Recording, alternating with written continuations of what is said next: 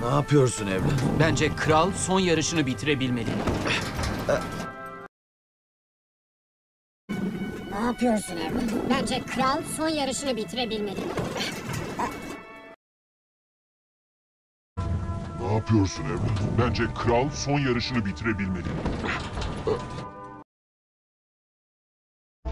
Ne yapıyorsun evlat? Bence kral son yarışını bitirebilmeli.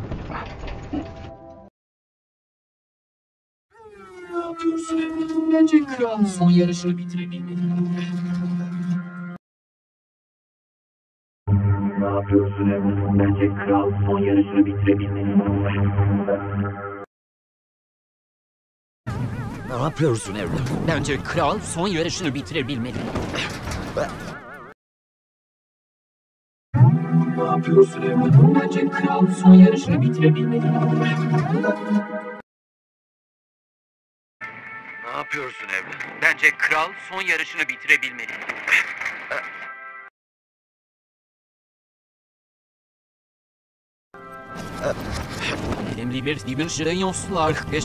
Wenn es ruhig, Mann.